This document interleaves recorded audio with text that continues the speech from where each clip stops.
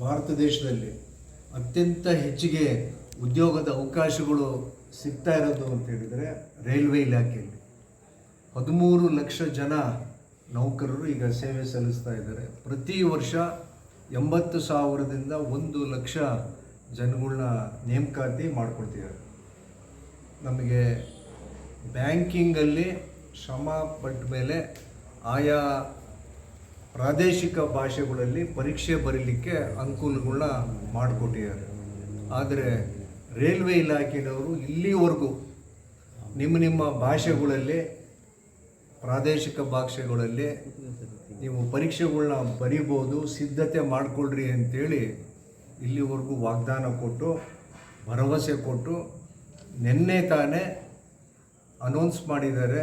ಬರೀ ಇದು ಇಂಗ್ಲೀಷು ಹಾಗೂ ಹಿಂದಿಯಲ್ಲಿ ಮಾತ್ರ ಪರೀಕ್ಷೆಗಳನ್ನ ಬರಿಬೋದು ಅಂತೇಳಿ. ಇದೊಂದು ಘೋರವಾದಂಥ ಅನ್ಯಾಯ.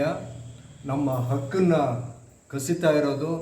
ಸಂವಿಧಾನಾತ್ಮಕವಾಗಿ ಆಯಾ ರಾಜ್ಯಗಳು ಭಾಷೆಗಳನ್ನ ಮಾನ್ಯತೆ ರದ್ದು ಮಾಡ್ತಿದ್ದಾರೆ ಅಂತೇಳಿ ನಾವೆಲ್ಲರೂ ಭಾವಿಸಿದ್ದೀವಿ. ಇವತ್ತು ಅದಕ್ಕೋಸ್ಕರ ಸಂಜೆ ನವದೆಹಲಿಯಲ್ಲಿ ಎಲ್ಲ ಪಾರ್ಲಿಮೆಂಟ್ ಸದಸ್ಯರ ಸಭೆ ಇದೆ.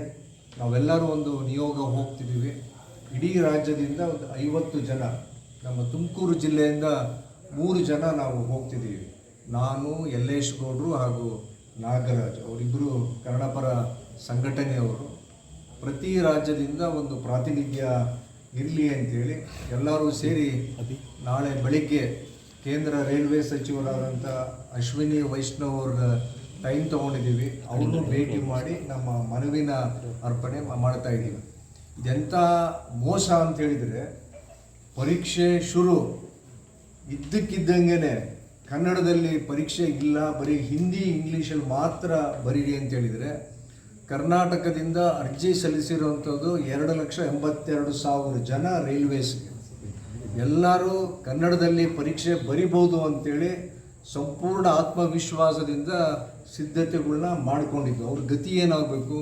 ಅವ್ರು ಹಿಂದಿನ ಈಗ ನಾಳೆ ನಾಡಿದ್ರುಗಳು ಕಲ್ತ್ಕೊಳ್ಳೋದು ಹೆಂಗೆ? ಇಂಗ್ಲೀಷಲ್ಲಿ ಸಿದ್ಧತೆ ಮಾಡ್ಕೊಳ್ಳೋದು ಹೇಗೆ?